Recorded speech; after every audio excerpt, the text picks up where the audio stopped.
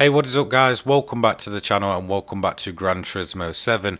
So today's video I'm going to go back to doing something I guess a little bit more light-hearted and a little bit more on the funny side, just because you guys seem to love this side of Gran Turismo 7 just as much as me, and it's going to be involving this. So I'm guessing most of you will remember this. This is the Type R engine swapped Abarth, the 595, the 1970s model, and as you can see we've got a bit of a spoon livery going on it, which I felt was just quite fitting. Still as messy and as messed up as ever. I feel like this is definitely one of the craziest builds in the whole game, just in terms of what happens to the AI, and I thought I'd kind of mix it up this time, so it isn't just going to be the 595 that's going to be running with the engine swap. We're also going to have the Tomahawk X running around at the same time, and I feel like the results are absolutely hilarious. So a bit more of a short video, but let's go ahead and get into essentially the footage of what happened during this kind of little race I did. So I set it to 20 laps at Northern Isle Speedway just because it's such a tiny track and the Tomahawk literally takes no time to get through. So I put 5 Tomahawks in and the rest of them were the engine swapped Abarth, and the results were just absolutely hilarious. You're going to see this race just essentially break down into complete madness. Now one thing that did kind of just take away from a bit of the fun was the AI were just far too careful. If they knew they were coming up to the AI, they just kind of stop and slow down, whereas kind of myself in one of the Tomahawks was just absolutely barreling through the pack and essentially just sending cars into the Shadow Realm. I felt like it was absolutely hilarious and I could not stop laughing. Just one minute you've got a little Fiat in the road, the next minute they're just off into the orbit, and yeah, it's just so funny. The AI though sometimes did make mistakes in the Tomahawk, or should I say by mistakes, they actually kept going and actually grew a pair, which for me was just absolutely hilarious, because it just seeing them kind of realize what they've done as they begin to slow down after they hit them was just too funny to witness. It is just honestly unbelievable what the AI do in some of these more weird and wacky cars within GT7. But I actually found out for myself that it wasn't just the Fiats, or should I say the Abarths, that were just kind of the roadblock and the issue.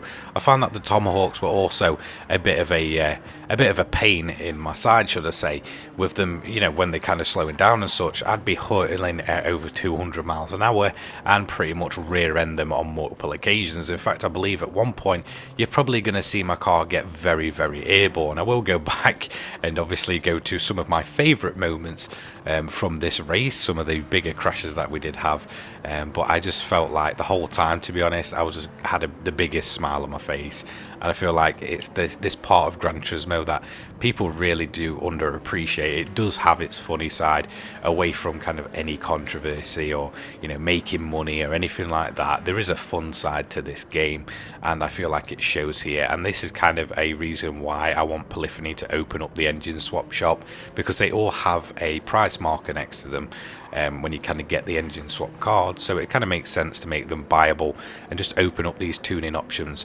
for everybody, because I feel like if everybody kind of was able to go in and do something as weird and crazy as this, I feel like people would appreciate Gran Turismo 7 just a lot more for the kind of wacky side that Gran Turismo has always really had.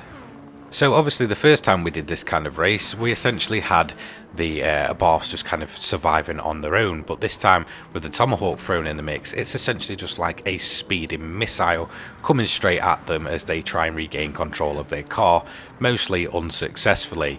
We actually had a few kind of instances of cars just pitting themselves or getting launched into the pits, as you can see, and Abarth essentially just hits the limit in terms of height for this game. As you can see, it just kind of hit an invisible barrier and fell down. I know it's all going a bit too quick, so I will try my best to show off some of the more highlights, but yeah, as you can see, it's just constant carnage. There's smoke everywhere.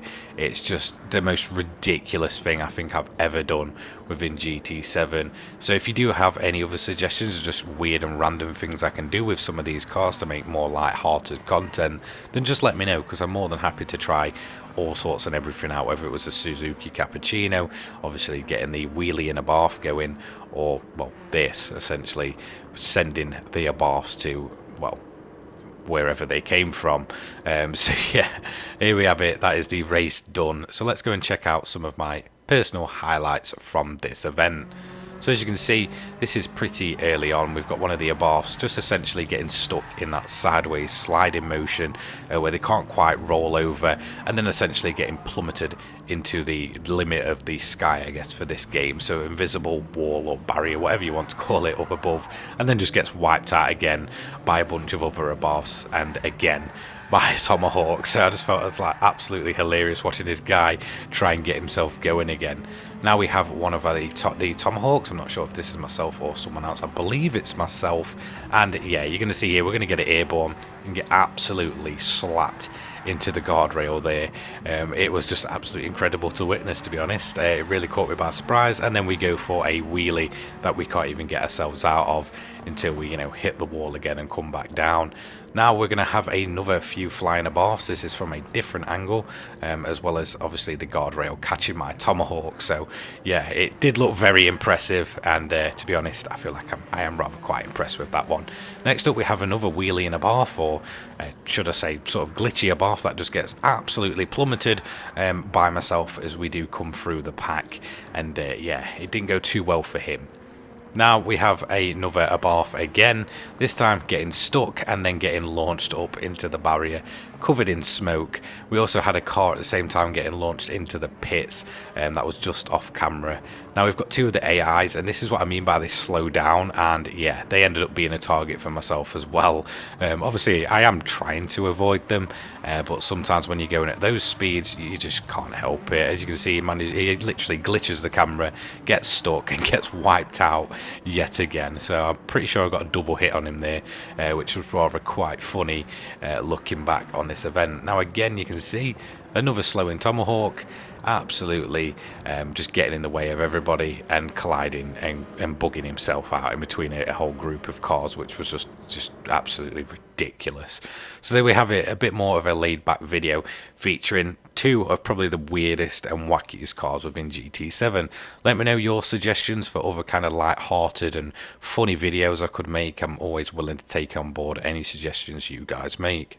Thank you so much for your support recently. It's been absolutely incredible. Don't forget to like, subscribe, and turn those notifications on so you don't miss an upload from myself. Down in the description, I'll have my Twitter, my Discord. That's where you can join my racing league or just chat to like-minded GT7 players. We're always active and willing to help, even the newest of players to the series. As well as thank you to my sponsors, the Controller People. They're there for all your controller needs, so go and check them out in the description as well.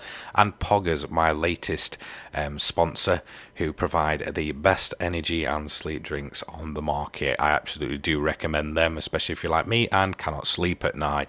Thank you so much, guys. Take care. I'll see you in the next one. Peace.